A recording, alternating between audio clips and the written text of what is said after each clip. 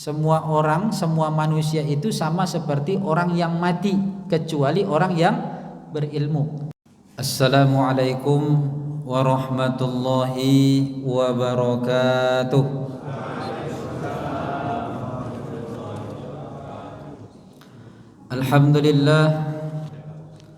Alhamdulillah nahmaduka ya man awdahta lana subulal hidayah wa nazahta an basairina ghishawatal ghiwayah wa nusalli wa nusallimu ala man arsaltahu syahidan wa mubashiran wa nadhira wa da'iyan ila Allah bi'idnihi wa sirajan munira. Ashhadu an la ilaha illallah wahdahu la syarika lah wa ashhadu anna sayyidana wa nabiyyana Muhammadan abduhu wa rasuluh la nabiyya ba'dah. Allahumma fasalli wa sallim wa barik ala sayyidina Muhammadin wa ala alihi wa ashabihi ajma'in, amma ba'd. Faqala Allah ta'ala fil Qur'anil Karim, a'udzu billahi minasy syaithanir rajim. Bismillahirrahmanirrahim.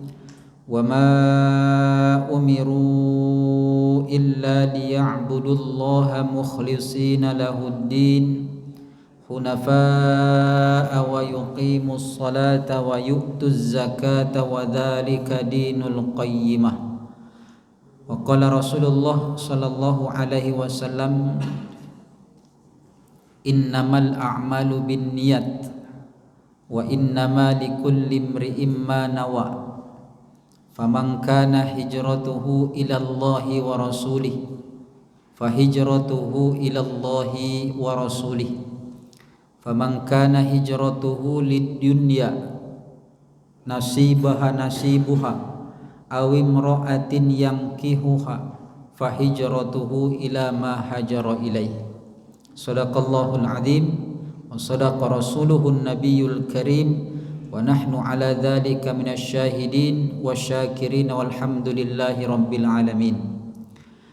Puji syukur kembali kita panjatkan kehadirat Allah Subhanahu wa taala dengan mengucapkan alhamdulillahi rabbil alamin.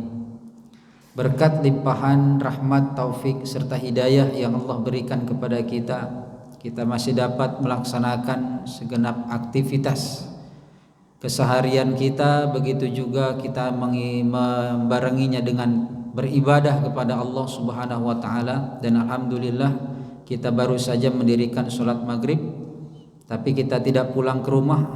Kita menunggu waktu Isya seraya beriktikaf di masjid ini sambil mengadakan wirid pengajian yang tentunya kita sangat berharap dari segenap ibadah yang kita lakukan ini, baik sholat kita, zikirnya kita, perwiritan kita, dan terkhusus di hari ini puasa Asyuranya kita, ya, mudah-mudahan diterima oleh Allah Subhanahu wa taala dan Allah melimpahkan keridhoannya kepada kita semuanya, amin ya rabbal alamin. Salawat dan salam mari sama-sama kita hadiahkan kepada junjungan alam, yakni Nabi Muhammad sallallahu alaihi wasallam. Allahumma salli ala sayyidina Muhammad wa ala ali sayyidina Muhammad. Semoga banyak kita bersolawat kepada beliau, kita termasuk umat yang akan memperoleh syafaat dari Rasulullah di yaumil mahsyar kelak. Amin ya rabbal alamin. Para orang tua kami, Bapak Ibu, para hadirin wal hadirat jemaah Masjid Al-Munawwarah yang mudah-mudahan kita semua dirahmati oleh Allah. Alhamdulillah dengan izin Allah kita berjumpa kembali setelah 1 pekan baru kita berjumpa, gitu ya. Sebenarnya Allah yang mentakdirkan ini semua, bukan rencana kita, gitu Bapak Ibu. Kebetulan kita bercerita kemarin, bukan bercerita, mengingat kembali sejarah hijrahnya Rasulullah Shallallahu Alaihi Wasallam, dan saya ingat belum selesai, gitu Pak, karena hijrahnya panjang kan, baru sampai Madinah itu.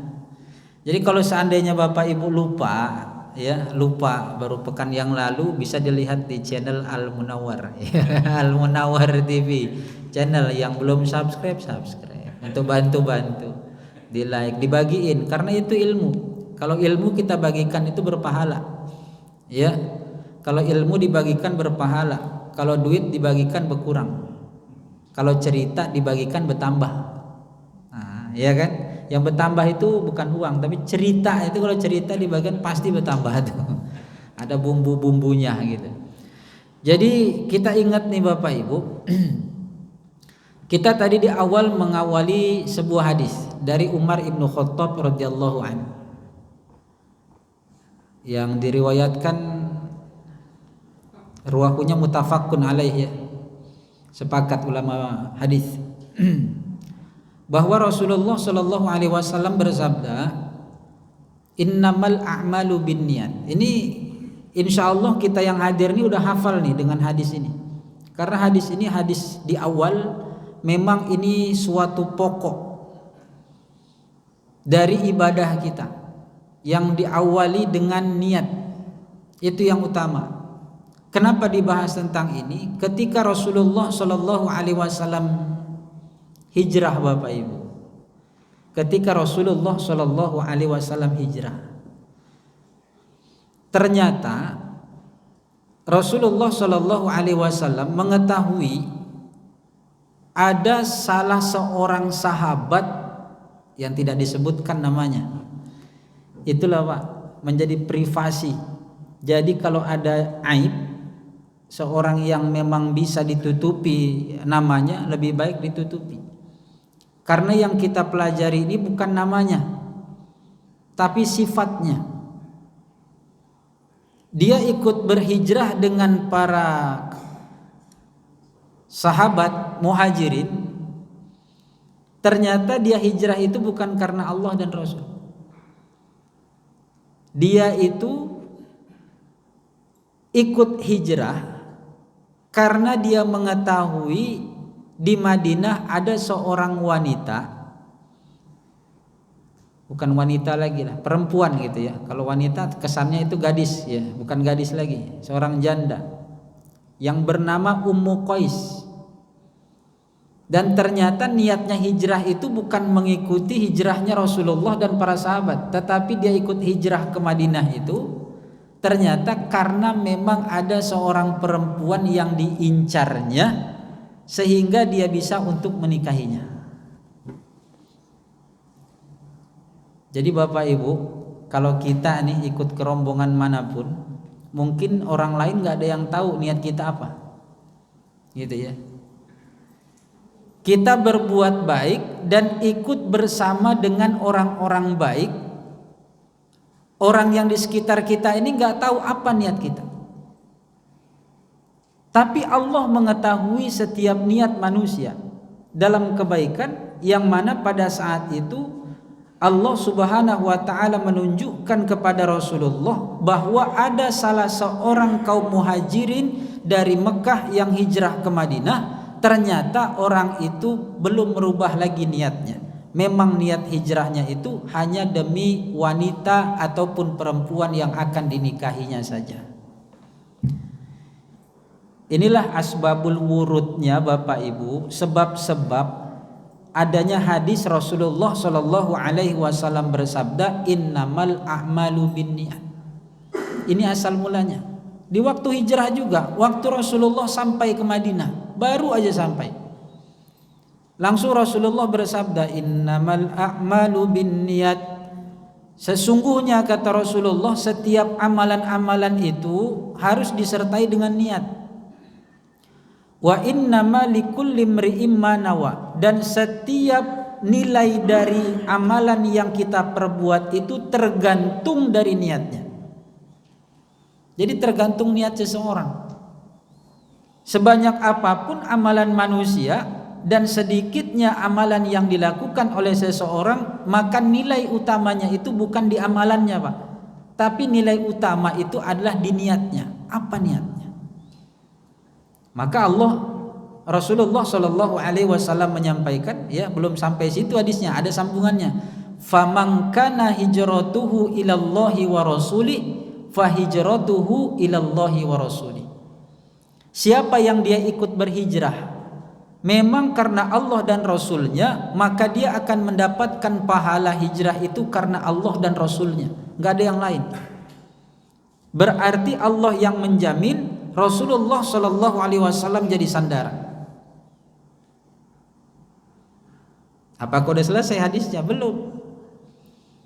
Rasulullah langsung melanjutkannya lagi. Apa kata Rasulullah? Faman kana hijratuhu lid-dunya yusibuha. Maaf. Faman kana hijratuhu lid-dunya yusibuha awim ro'atin yankihuha. Siapa yang dia itu berhijrah melakukan suatu ibadah tetapi atas dasar dunia saja, yang diharapkan dunia. Awim ro'atin yankihuha, atau disebabkan karena wanita yang akan dinikahinya saja. Langsung to the point Rasulullah. Apakah dia tidak mendapatkan apa-apa? Rasulullah Shallallahu Alaihi Wasallam di ujung hadisnya menyampaikan fahijratuhu ila ma hajara ilaih. Maka hijrahnya itu dia hanya mendapatkan apa yang diniatkan, tetapi tidak mendapatkan sedikit pun bahagian pahala di hadapan Allah Subhanahu wa taala. Jadi Bapak Ibu, ini langsung diungkapkan oleh Rasulullah. Orang yang berniat untuk dunia, dunia itu dapat, Pak. Orang yang mengejarkan dunia, dunia itu dikasih oleh Allah. Gitu ya, Pak. Inilah yang disebut dengan bersungguh-sungguh.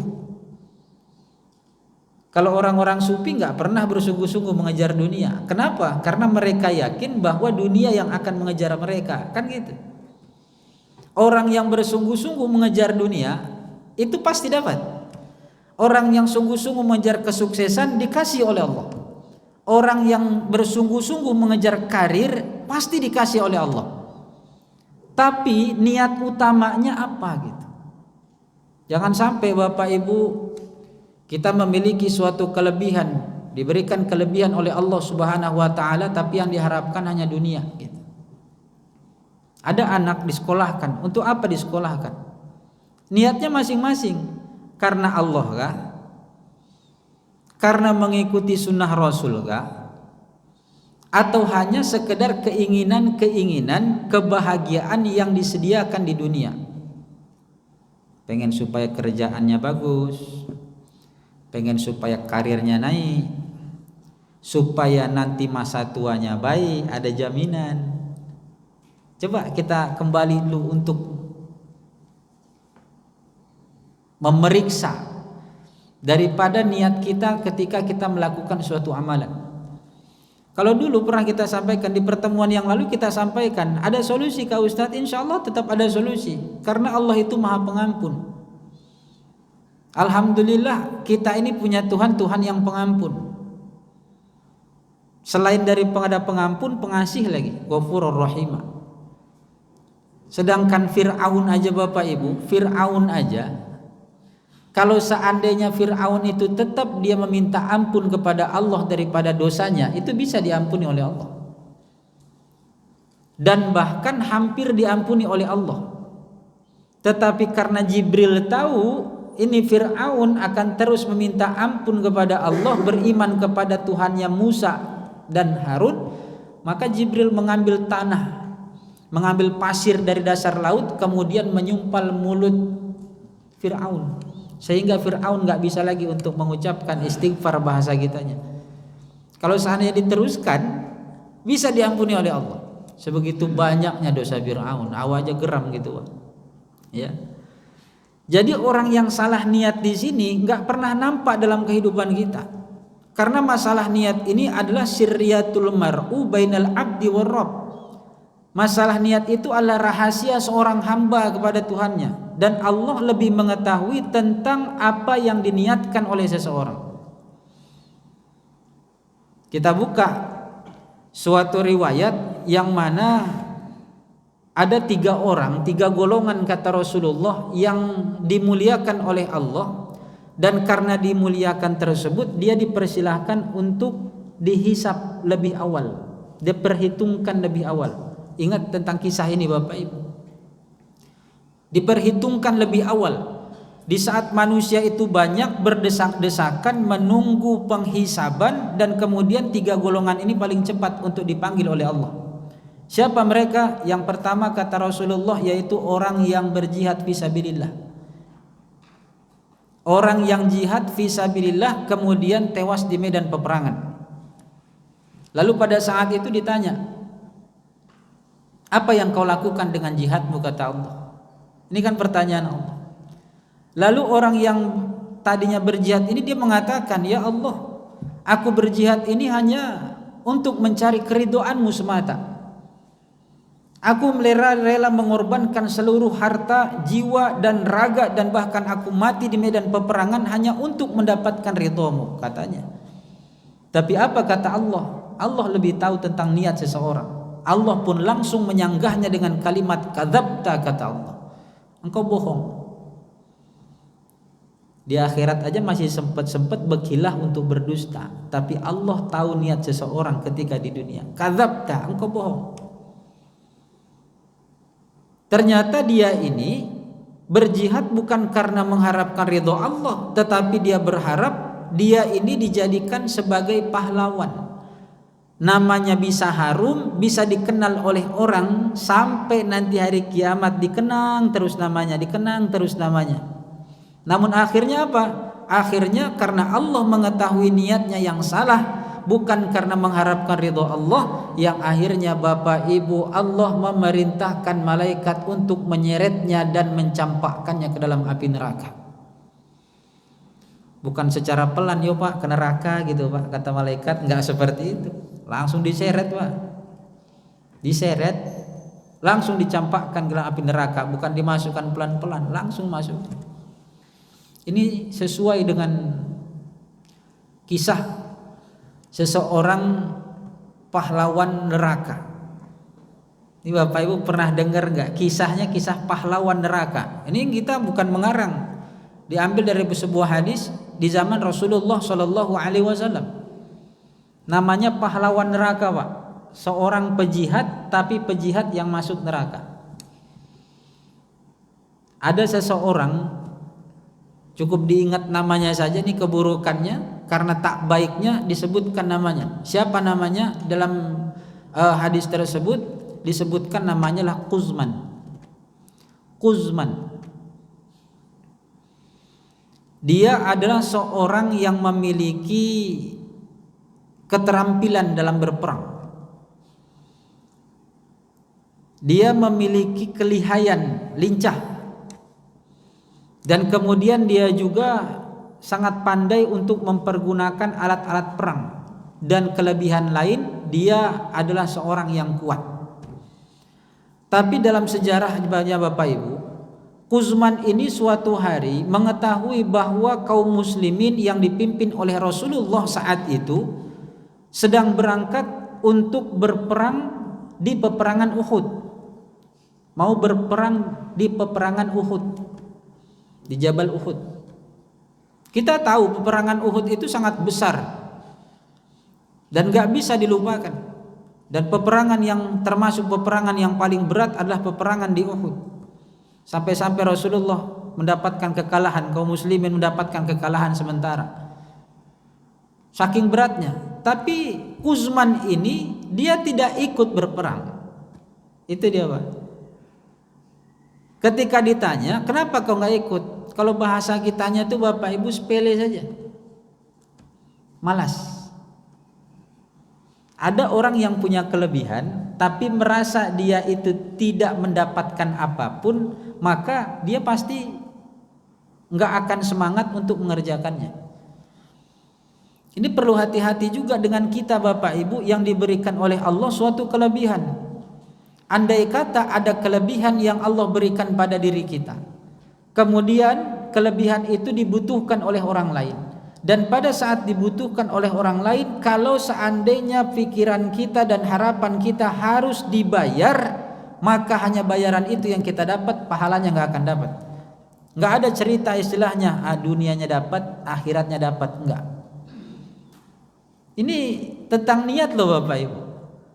Kalau dia seandainya dia mau berangkat untuk mengerjakannya, dia pasti malas-malasan dan kemudian dia tidak akan semangat untuk mengerjakannya. Apa ke situ dapat apa-apapun awan enggak. Kalaupun dia mengerjakannya, dia malas. Akhirnya dia kerjakan juga tapi enggak maksimal. maka nggak akan ada untungnya bagi orang yang nggak ikhlas. Maka dari niat awal, apa sih niat kita untuk melakukan hal itu? Kalau saya singgung Pak, dari niat ini sebenarnya sangat banyak yang kena nih. Karena tidak dilihat hanya dari segi dunia saja, dari segi agama pun begitu. Kelebihan dari suara, kelebihan dari cara berbicara, apa niatnya gitu. Dan Allah tahu tentang niat kita semua. Seandainya dia hanya mengharapkan dunia, maka pada saat itu hanya dunia yang Allah berikan. Popularitas dikasih oleh Allah. Tapi kira-kira besok dapat pahala atau enggak?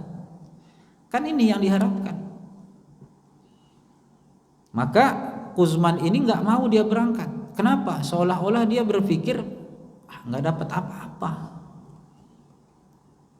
Rasulullah dan para mujahid udah berangkat Bapak Ibu. Kemudian dia juga masih santai di rumahnya, sama sekali enggak mau dia pergi.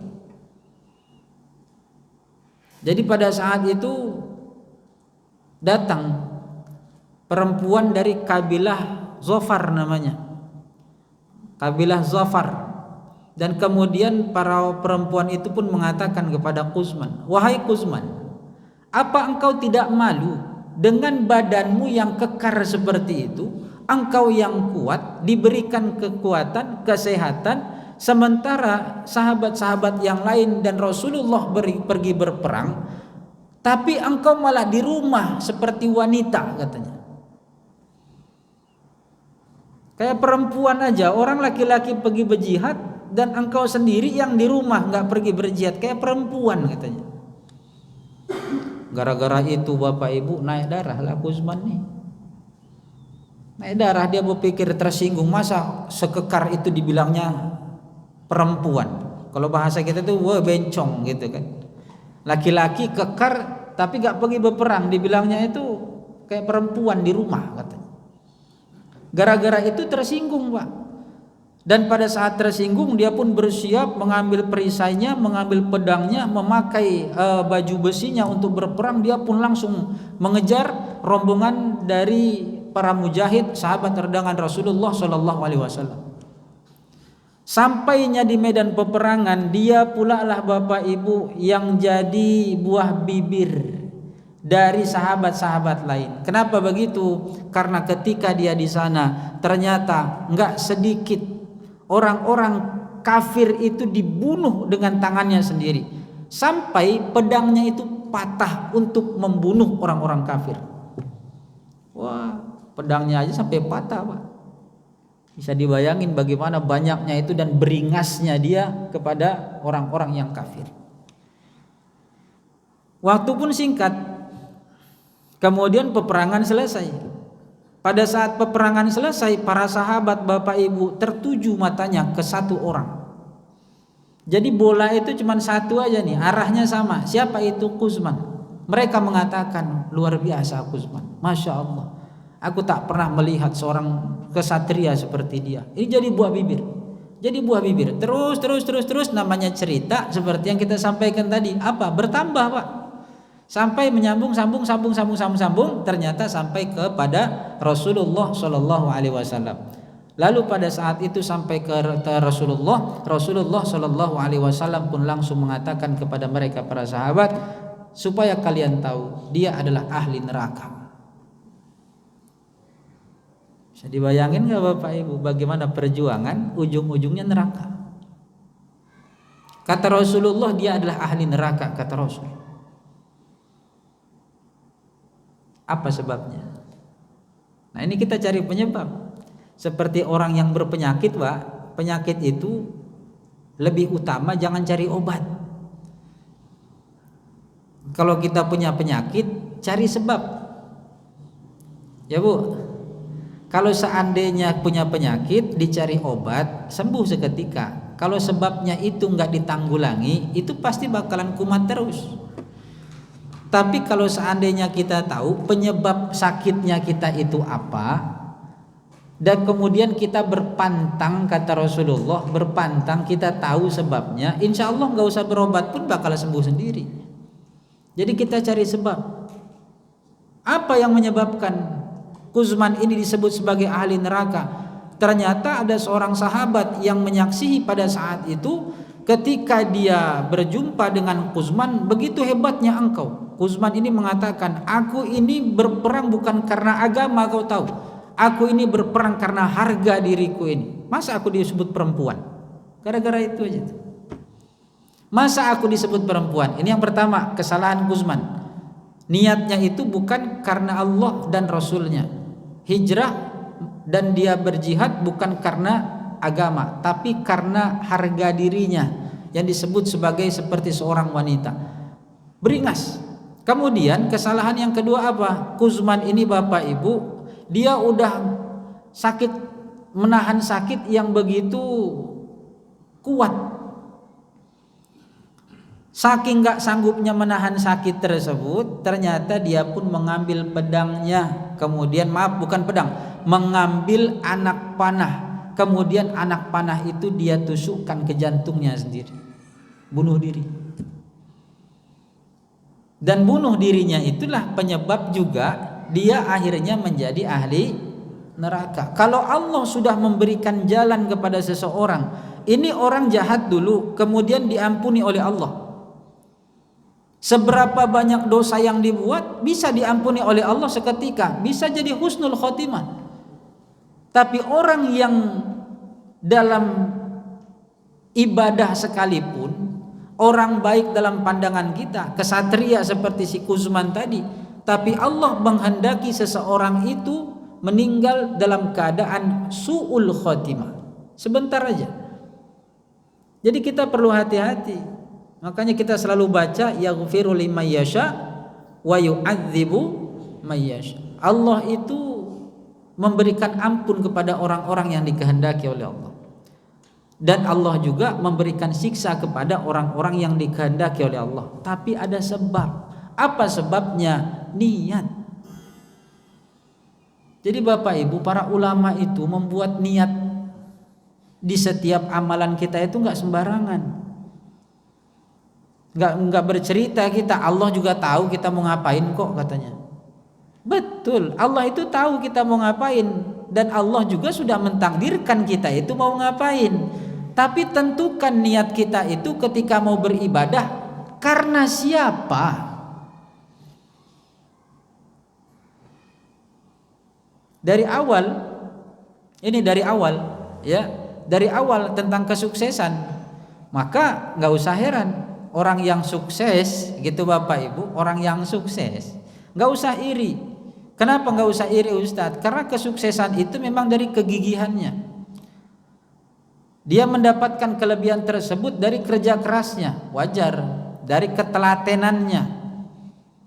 Akan tetapi jangan lupa, itu bukan nilai yang utama. Karena nilai utama pada dasarnya apa? Niat seseorang. Allah Subhanahu wa taala sampai mengingatkan kepada kita dalam surat Al-Bayyinah itu ya, ayat 5 yang kita sampaikan di mukadimah tadi. Apa kata Allah? Wa ma umiru illa liya'budullaha mukhlishina lahuddin. Kami tidak pernah memerintahkan kamu beribadah kecuali ibadah yang kamu lakukan itu dilakukan secara ikhlas. Jadi orang yang seandainya dia itu beribadah tetapi ibadahnya itu enggak ikhlas, lalu Allah akan lepas tangan, enggak peduli sama dia. Kenapa? Karena ibadah yang kau lakukan itu bukan karena perintahku, kata Allah. Ini orang yang berjihad aja Pak, orang yang berjihad aja bisa masuk neraka karena salahnya niat. Yang kedua, kita ingat apa kata Rasulullah, disampaikan oleh Rasul, orang yang dimuliakan oleh Rasulullah, oleh Allah Subhanahu wa taala sehingga dihisab lebih cepat. Siapa mereka? Yang kedua adalah orang yang memiliki ilmu yang tinggi.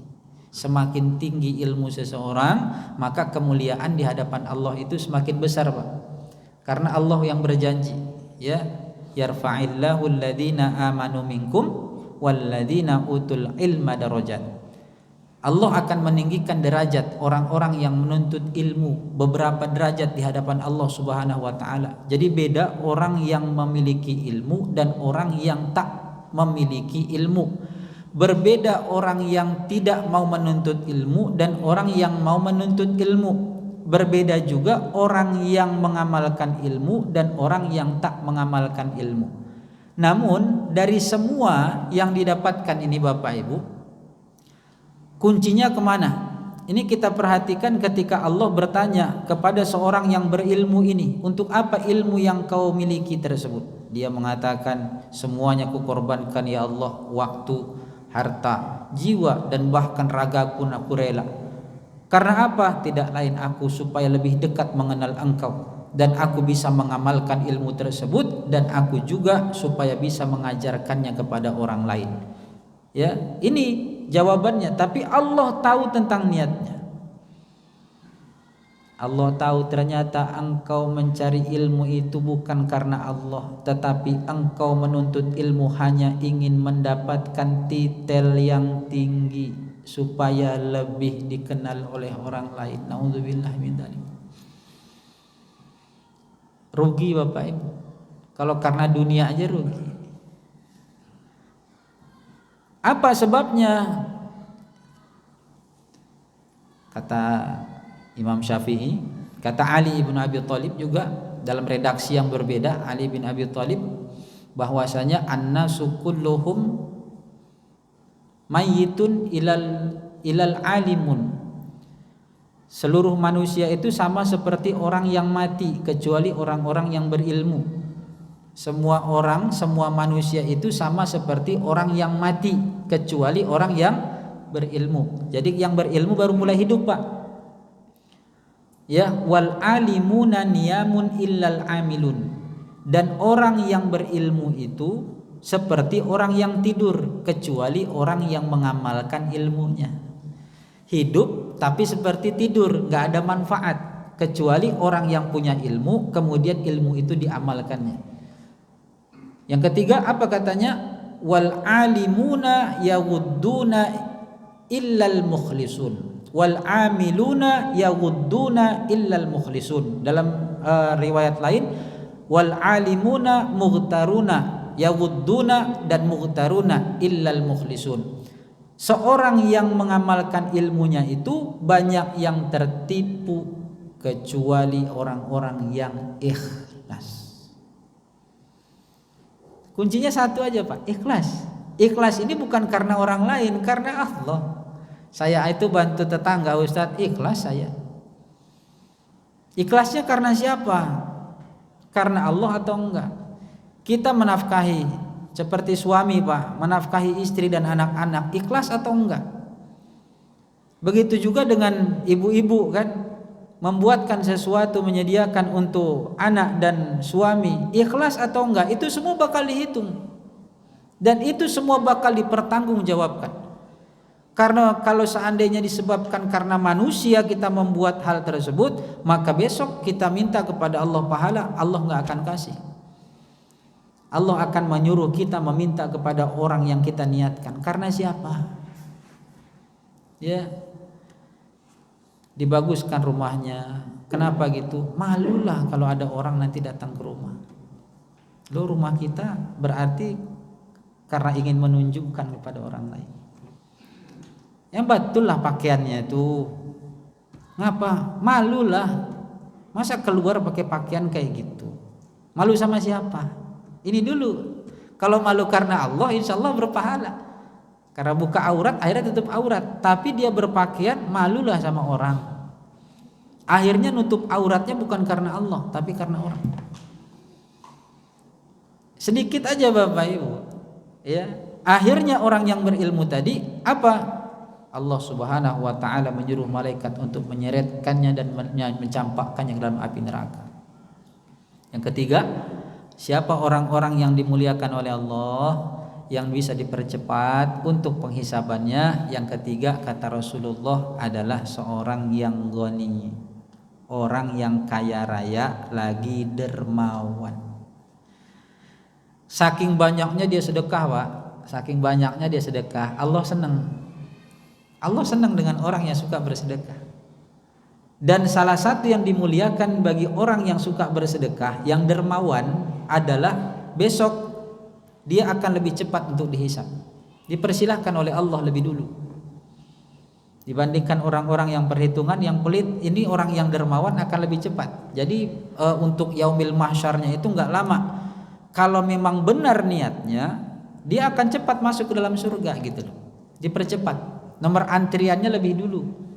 Tapi ketika itu Rasulullah pun mengatakan bahwa yang ketiga ini pun, orang yang berdermawan ini pun ditanya oleh Allah, apa yang kau lakukan terhadap harta yang kuberikan kepadamu? Dia pun mengatakan, wahai Allah, aku membantu semua orang yang membutuhkan, mendirikan yayasan, masjid, musola, infak, sedekah, semuanya dilakukan untuk apa? Singkatnya dia mengatakan, karena Engkau ya Allah, mengharapkan ridho. Tapi Allah tahu apa niat seseorang ketika di dunia. Allah langsung menyanggahnya dengan kalimat kadzabta, kata Allah, engkau berbohong, engkau berdusta, engkau berinfak bukan karena mengharapkan ridho, tetapi engkau berinfak hanya ingin mendapatkan penghormatan dari orang lain, dan engkau telah mendapatkan itu semua ketika engkau di dunia. Lalu Allah memanggil malaikat untuk menyeretnya dan mencampakkannya ke dalam api neraka. Rugi Bapak Ibu, duit keluar banyak, waktu keluar banyak, semua dikorbankan, tapi semua dilakukan hanya karena manusia, karena manusia, karena manusia. Sementara manusia tidak bisa memberikan apa-apa kepada kita. Yuk sama-sama dengan hadis yang kita bawakan tadi, innamal a'malu binniyat tadi, kita sama-sama mengingat bahwa setiap amalan yang kita perbuat tersebut ikhlas untuk mengharapkan ridho Allah Subhanahu wa taala. Karena hijrahnya seseorang apabila untuk Allah dan Rasulnya, maka Allah Subhanahu wa taala akan menerima setiap amalan yang kita lakukan.